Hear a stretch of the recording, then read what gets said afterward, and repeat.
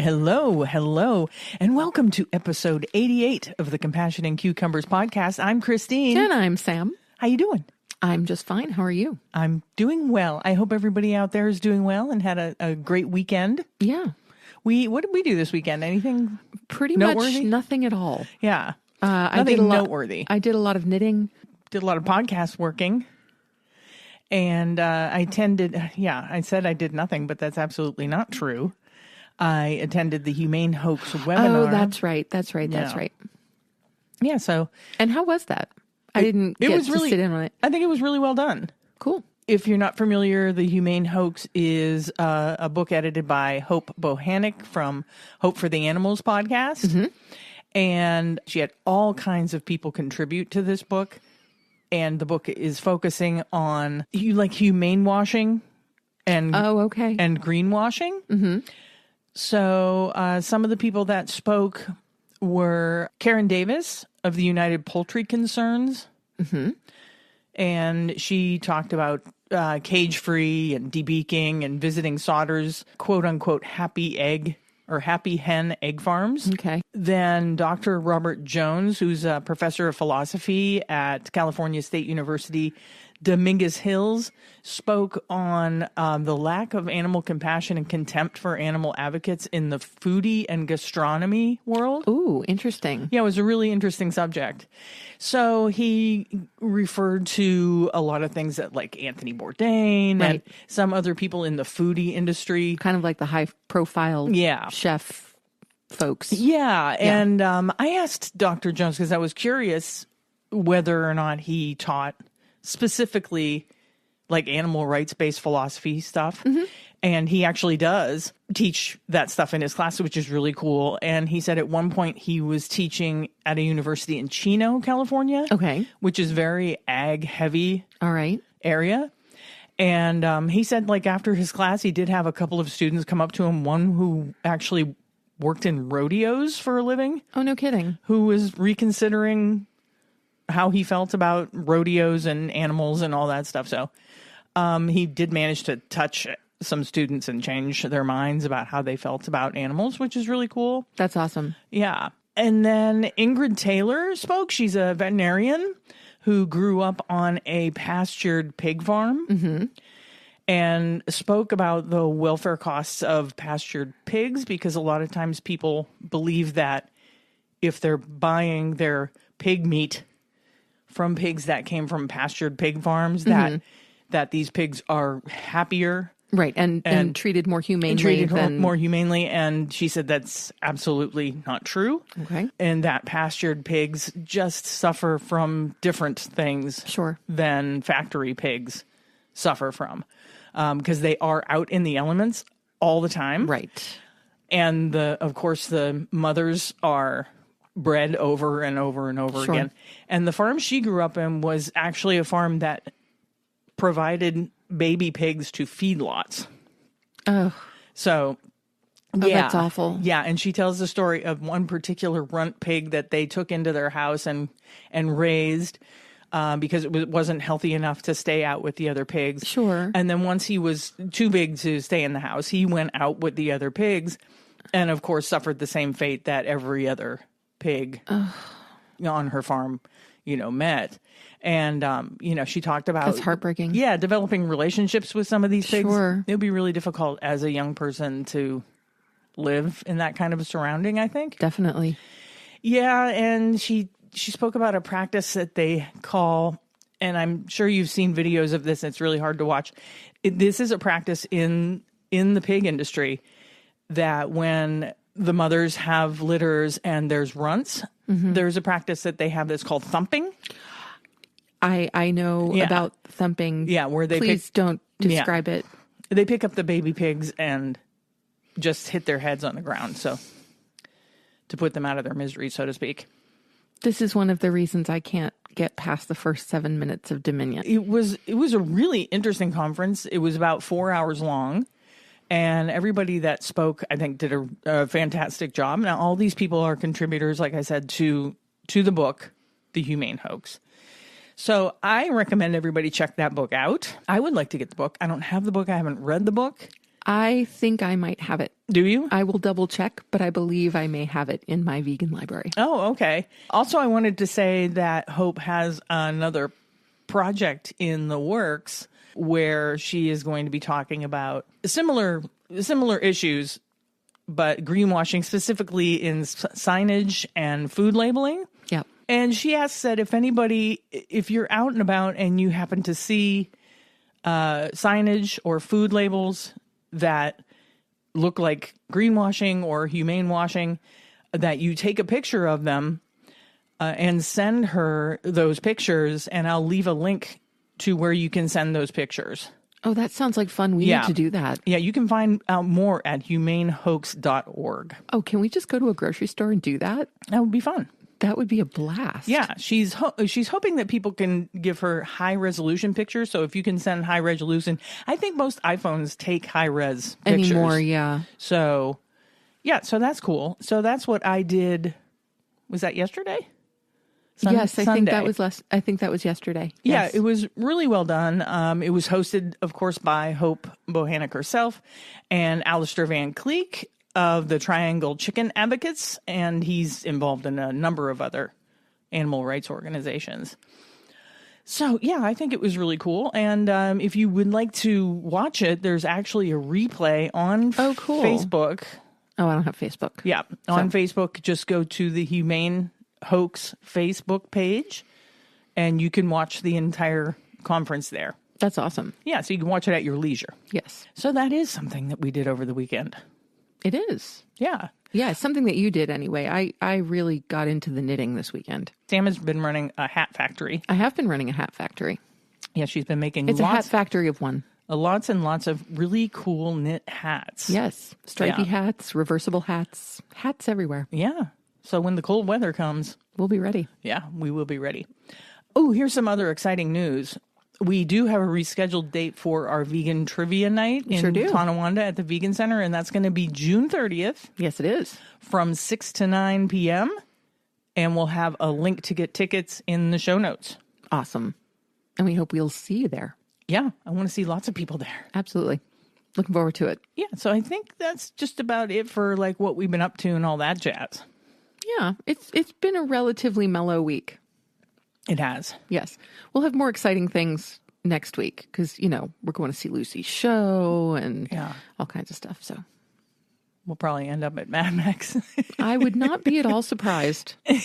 Mom asked me to get in touch with Owen about what the dinner plans will be before or after Lucy's shows, whenever we decide that food is going to happen. Yeah. But I haven't heard from him yet. So. Yeah. And speaking of food, that brings us to this week's recipe. And so here is this week's recipe from our vegan kitchen.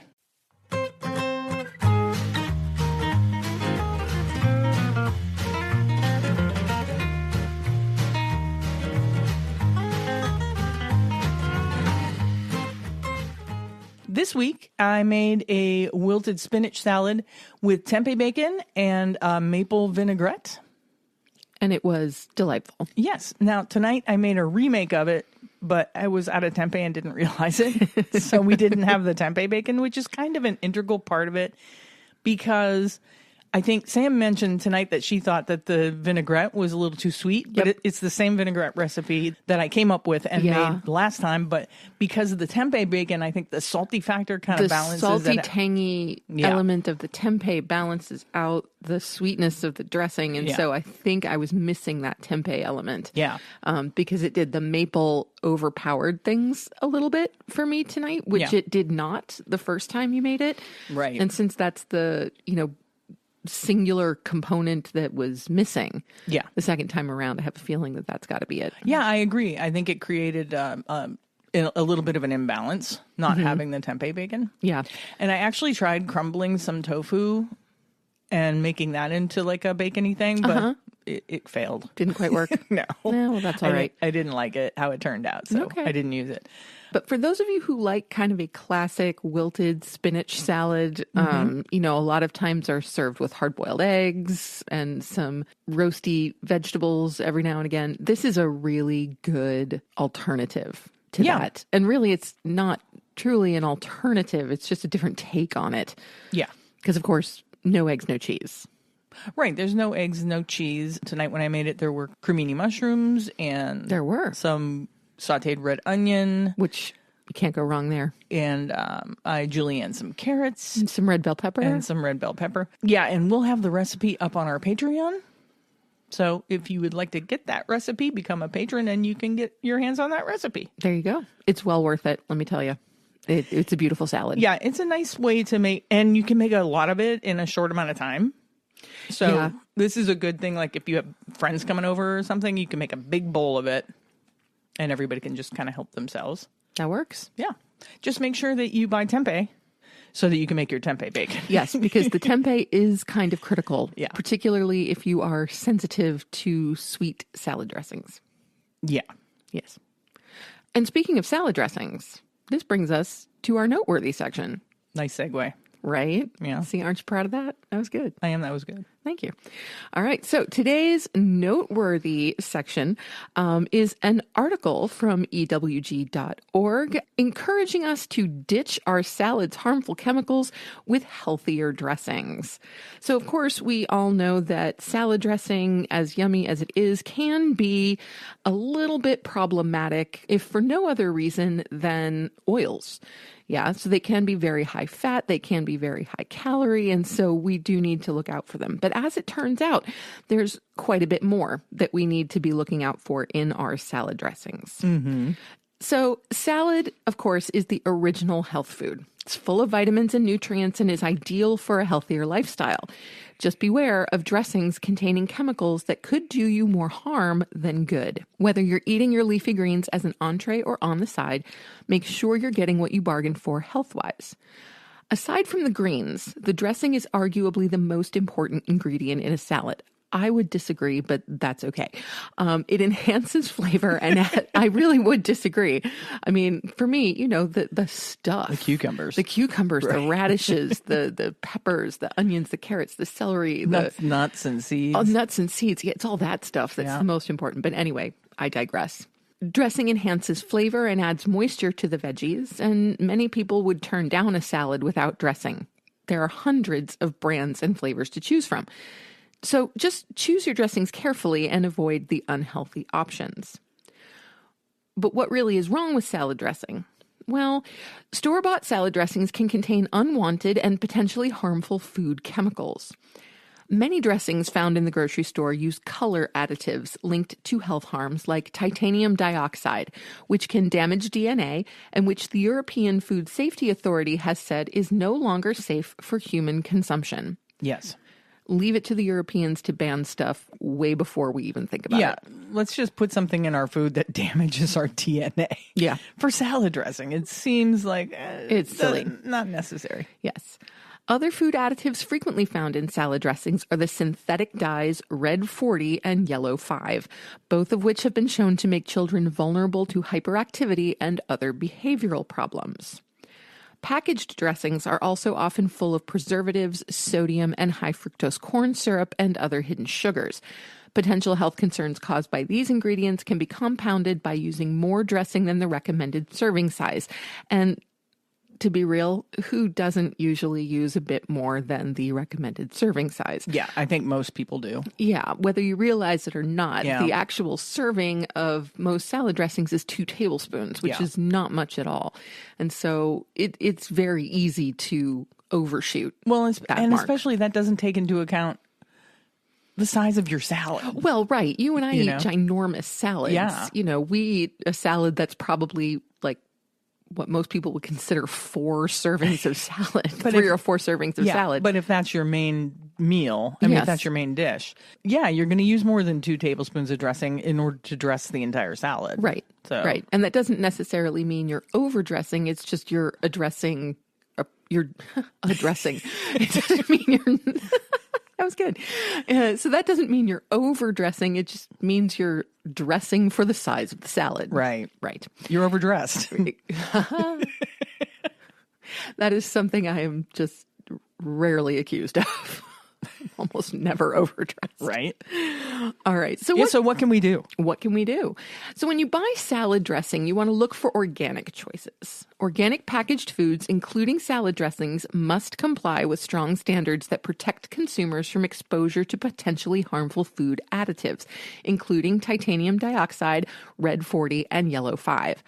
Organic packaged foods also have fewer highly processed ingredients and less saturated fat, added sugar, and sodium. If you want to avoid store-bought dressing altogether, make it at home. You can easily come up with varieties that are healthy, simple, and inexpensive. Most dressings start with 2 ingredients, an oil, like olive or vegetable, and an acid, like vinegar or lemon juice. Check our Salad Dressing 101 guide for help making something fresh and delicious with no unwanted food chemicals or corn syrup. Yeah, and we'll link to not only this article from EWG, but their Salad Dressing 101, so you can make your own salad dressings. Because I like to make our own salad dressings. I do too, and I feel like we don't do that often enough. Today, for instance, we did. Yes, we did. But I frequently make like a tahini dressing, but a lot of times I'll make a salad dressing, but Sam wants her ginger, orange, or what? Carrot, okay, ginger, so carrot. I have a weakness for one very specific salad dressing. Yeah, and it's at. You can get it at Aldi. I believe it's the only place you can get it. Mm-hmm. And it's a carrot ginger salad dressing. Yeah. And it is just fantastic. And it's good. And there's no bad things in that. None of this stuff is in that dressing. And I just absolutely love it. So whenever I go to Aldi, I pick up a bottle or 2 just because we do eat a lot of salad, and that is my favorite dressing. On the other hand, though, if I know Christine is making something that's kind of like a creamy dill or something along those lines, I will definitely forego the carrot ginger dressing, especially if the salad has potatoes on it, because there's nothing better than roasted or air fried potatoes with a creamy dill dressing. It's just ridiculous. Yeah. So the salad we had previous to this one, I made a creamy dill. So Sam's saying that we don't make our own dressings often enough is completely untrue. Well, okay then. Apparently I am incorrect. I just felt a little slighted. Well, no, I wasn't attempting to slight you. And why are you listening to me anyway? I'm not the one in the kitchen. If I say something like that, you just say, no, that's wrong. Stop. That's what I'm saying. Well, right. Just sit there in your wrongness and be wrong. I most certainly will. Sit here in my wrongness and be wrong. Yeah. Do you have anything else to say about salad dressings, dressing your salad, undressing your salad, being overdressed, underdressed? No, I'm good. Okay. Thank you. That reminds me of that dumb dad joke. What's that? Why did the tomato blush? Because the salad was dressing?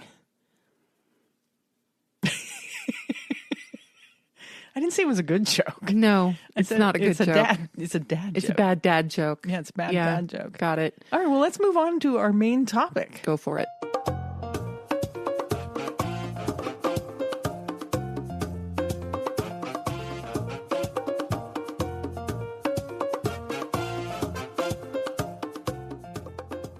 Our main topic this week is the American Heart Association.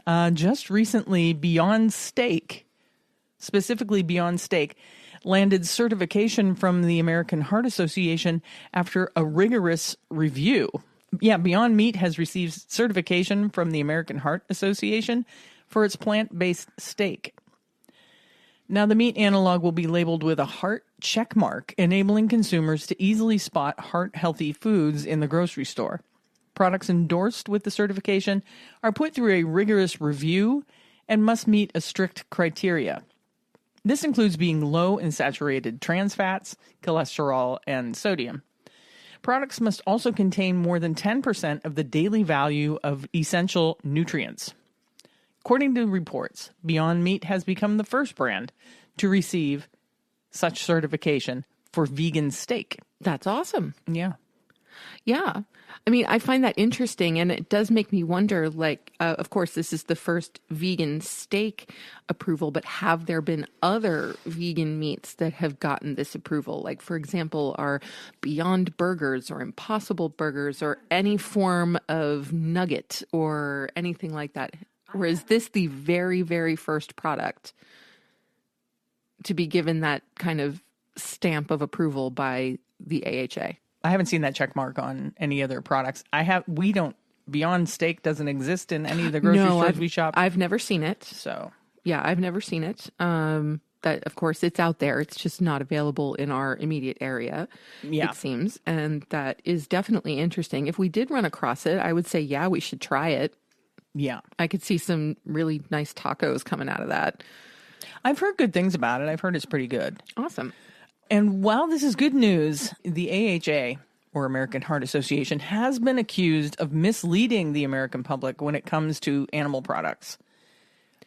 Well, this really isn't a surprise. This has been in the news for a long time, and it's because the American Heart Association, like many other federal health organizations, are subsidized or supported by the very food industries that are, harming our health. If you ever want to look into that specifically, this is the place where I would definitely recommend the outstanding documentary, What the Health. Yeah, it does talk about a lot about that. Specifically, the organization Animal Outlook has filed a lawsuit against the American Heart Association over the organization's use of its heart check certification mark, which is just what we were talking about. Indeed. Over using that check mark on certain meat products that purveyors pay AHA to use. So now this lawsuit is saying that meat production companies can actually get that check mark by paying the AHA. As recently as August 1st, 2022, an official peer-reviewed journal published on behalf of AHA recognized that higher meat intake is associated with arteriosclerotic cardiovascular disease. That same journal also acknowledged biochemical links between dietary meat and ASCVD. This is consonant with the AHA's past recognition of the negative effects of red meat. For example, the AHA has clearly stated that in general, red meats, such as beef, pork, and lamb, have more saturated fat than other protein sources. Saturated fats can raise your blood cholesterol and increase your risk of heart disease. Given the American Heart Association's recognition of these health effects, Animal Outlook sent a letter to the AHA in late 2021, asking the organization to stop the process of certifying these products as heart healthy in exchange for a fee. But the AHA has refused to do so. Which begs the question, did Beyond Meat pay this fee to get their check mark? Now, the last article we referred to claimed there was a rigorous testing process. Yes. For the Beyond Steak product. So we can only hope that who knows? In fact true. Yeah. Yes, we would definitely like to hope that that is true. What concerns me, of course, is that it seems very clear from this Animal Outlook article and many others that we've run across that the American Heart Association is now less about protecting the heart health specifically of the population of the world and just far more about money. Well, yeah. A lot of these organizations, the AHA, the American Lung Association, American Cancer Association, all of these organizations take a lot of money from not only the animal agriculture, but big tobacco and big pharmaceutical companies. And what you think is their mission, when you think their mission is to help public health, it really isn't. No. Their mission is to gain as much money as they possibly can so that they can pay all their upper level management hundreds of thousands of dollars up to millions of dollars. Certainly. And pay for all of their campaign ads. Yes. They're really not doing anything for public health. There's a lot of, you scratch your back, You scratch my back, I'll scratch yours. Yeah. When it comes to these kinds of organizations, American Heart Association, American Diabetes Association, American Cancer Society, all of those, and the animal agriculture industry, the dairy industry, big pharma, and of course, big tobacco.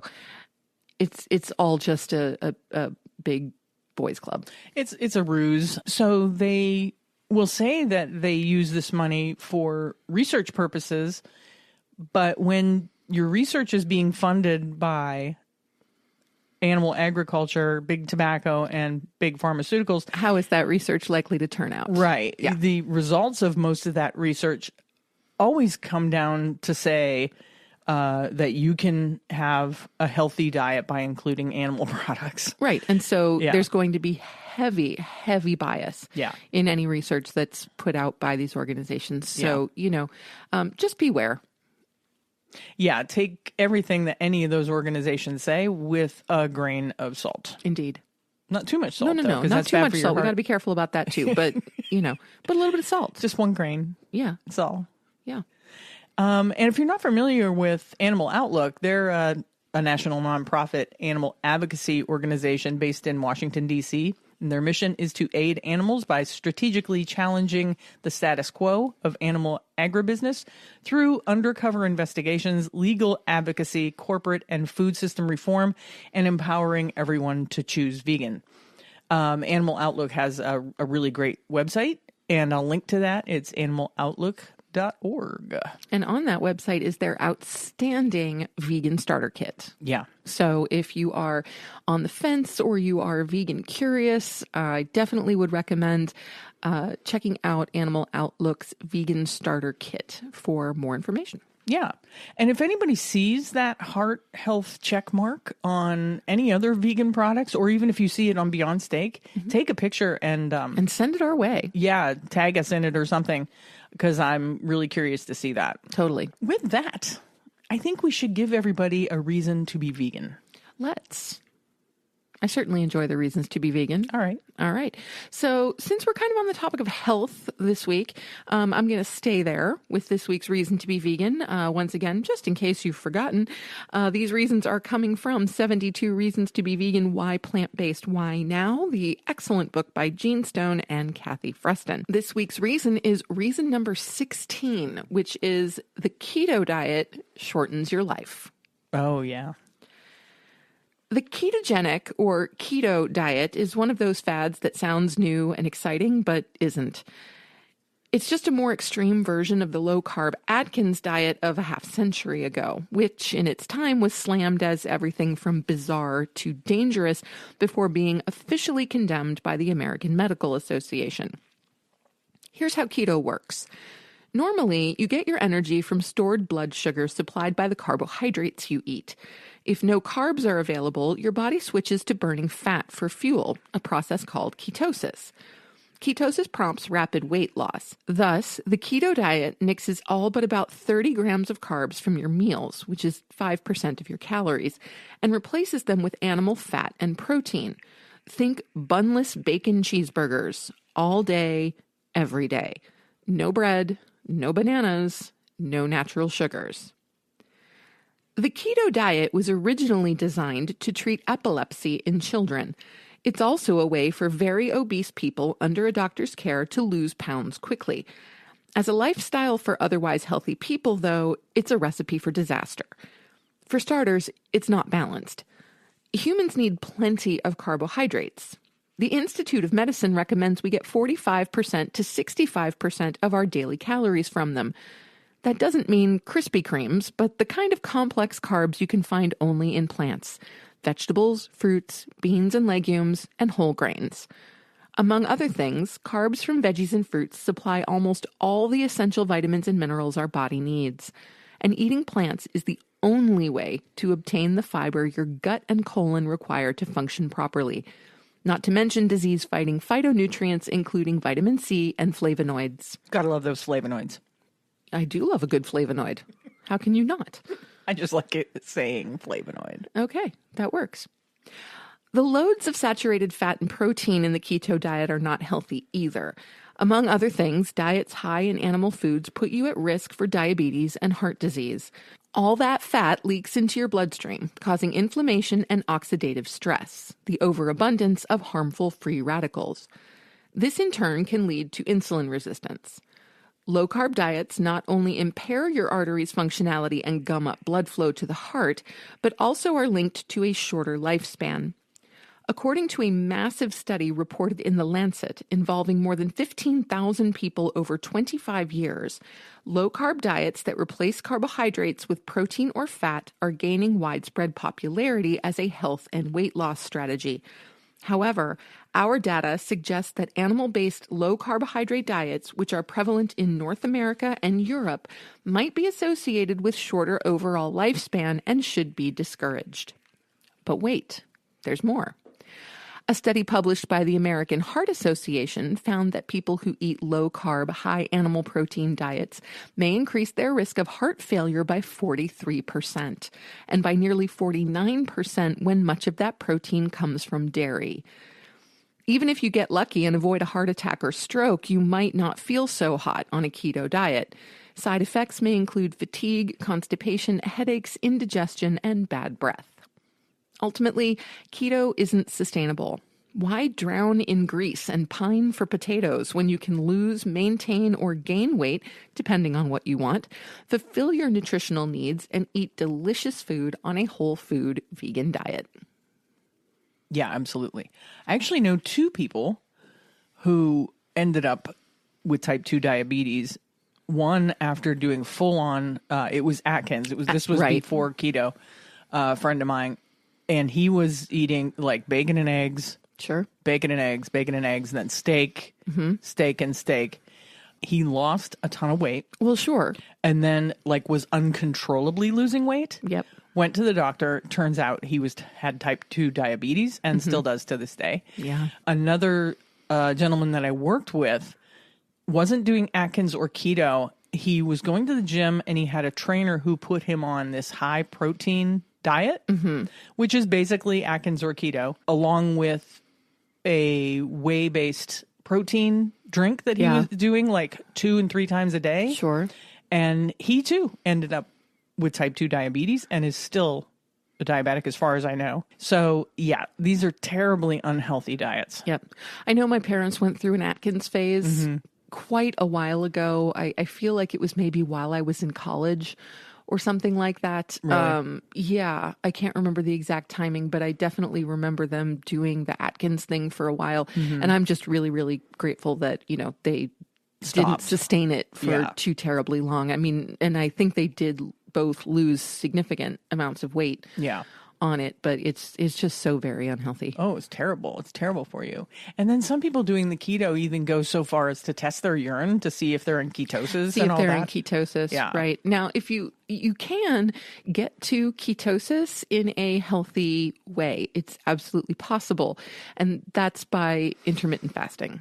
Oh, okay, yeah. Because if you do a lengthy fast, anything over 14 hours, I think, will get you to ketosis. It's not something that you're going to maintain for a long period of time, right? But it does get you to the point where your body is burning fat instead of carbohydrates for a couple hours each day. And so if you get to that point where you're in ketosis, but it's a kind of I almost want to say a gentle form of ketosis. It's a natural ketosis. It's a natural ketosis, right. And then you perhaps exercise within that window. Oh, okay. So then, that walk that you take, instead of taking it after lunch, take it right before you end your fast. Yeah. And that will ramp up the fat burning effects of that natural ketosis. And I have heard of vegans. I've heard of people doing vegan keto, and that just seems so restrictive to me. I'm not sure how anybody... Well, it just sounds counterintuitive to me. Like, how can you put those two things together? I have not done any research into the idea of vegan keto. So I had a friend actually message me if I knew anything about vegan keto.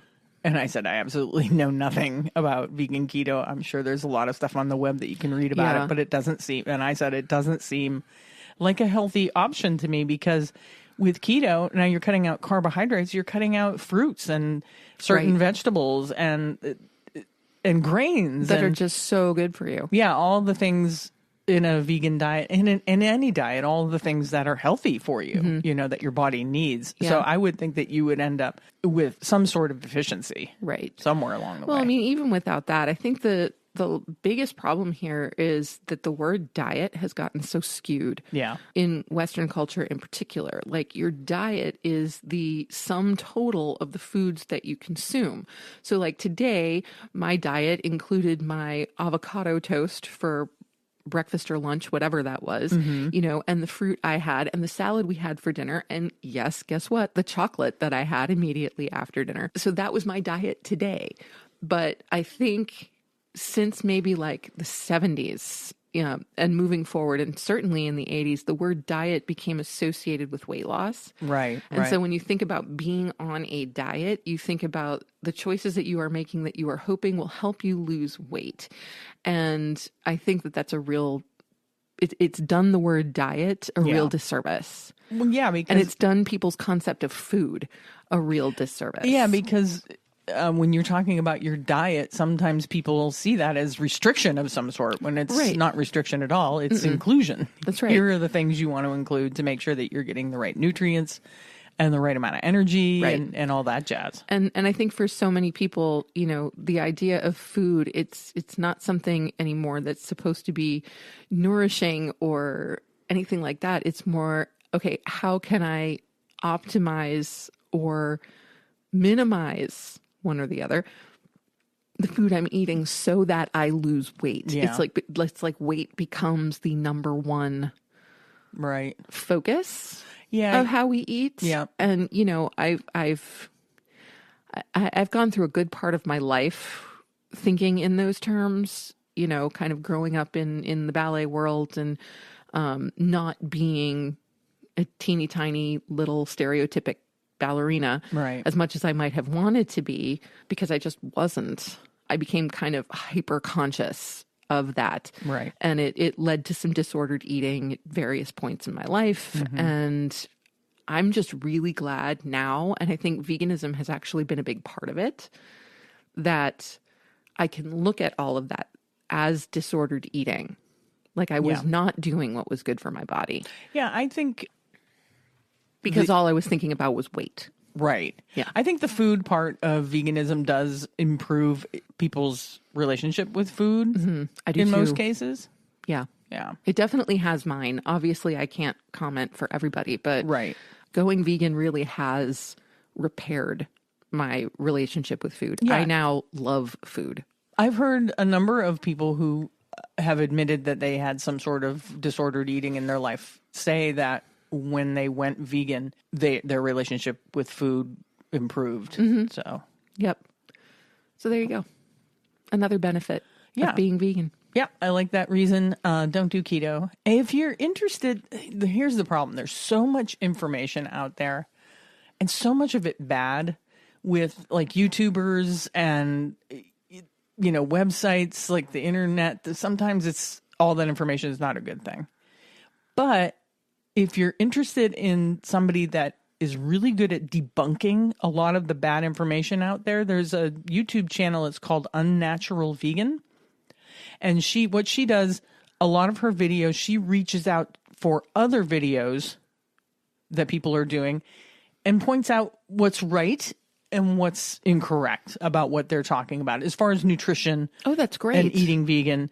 And she's really good. She does her research. Oh, I'm going to have to check that out. Oh, yeah. I love her videos. Yeah. And she's funny, which is good. Always helpful. Yeah. And she did most of her videos it's just her talking head, and she'll refer to the video that she's talking about and say why they're wrong or why they're right, or, you know, things like that. So if you're interested in that kind of thing, it's Unnatural Vegan on YouTube. She's really good. I'm going to check that out. Yeah. Very cool.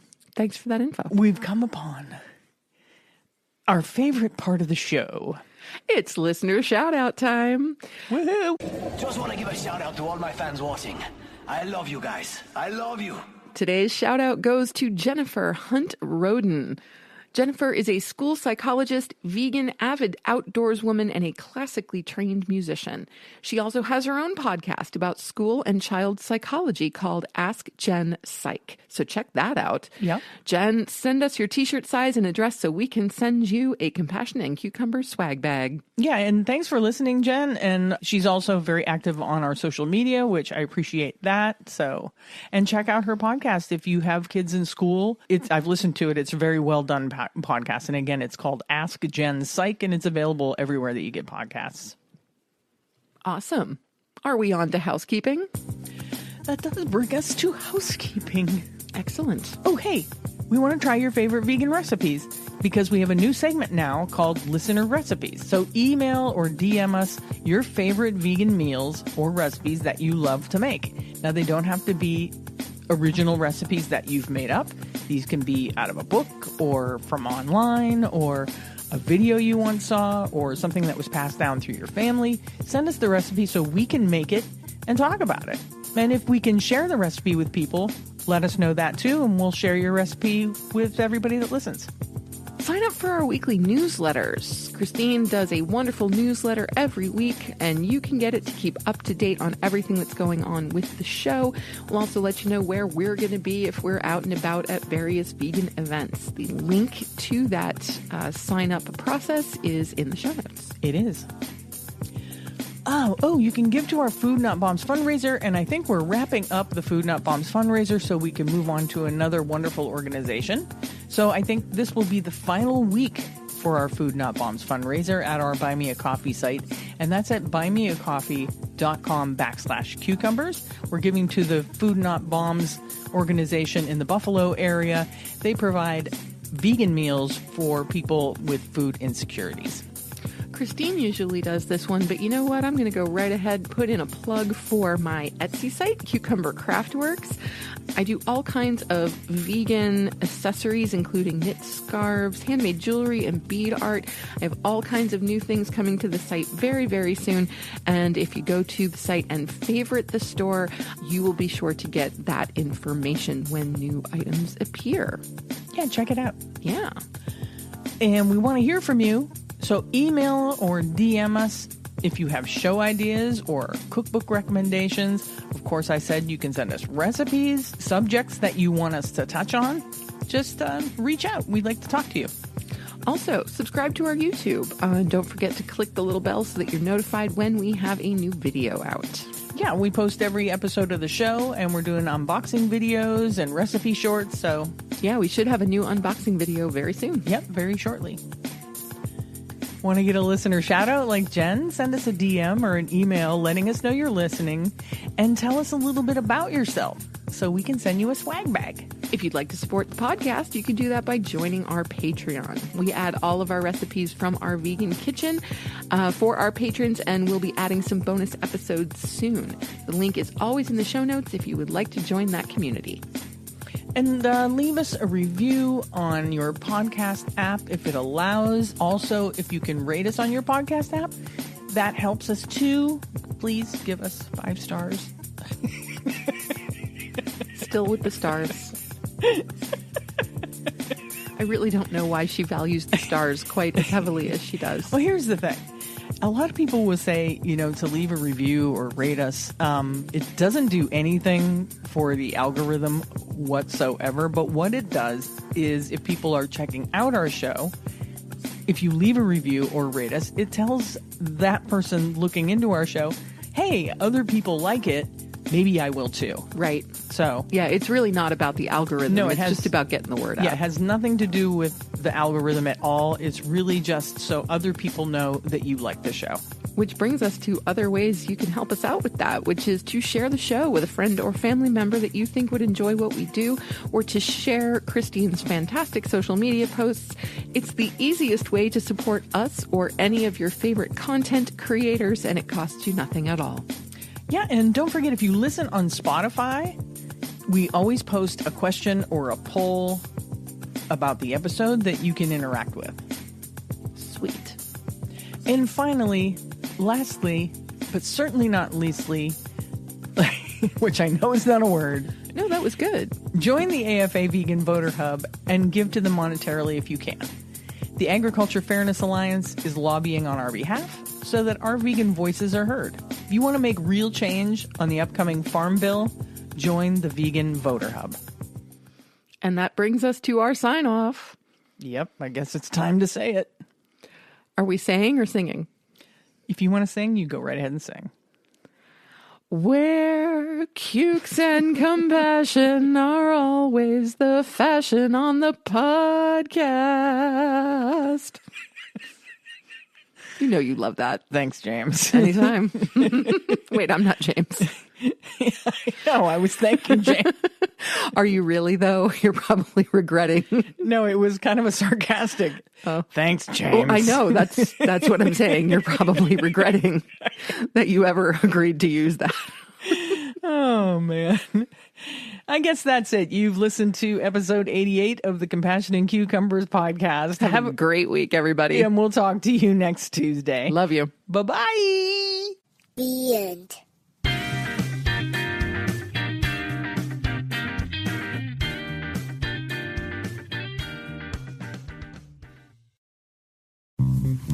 Do you want to support the Compassion and Cucumbers podcast?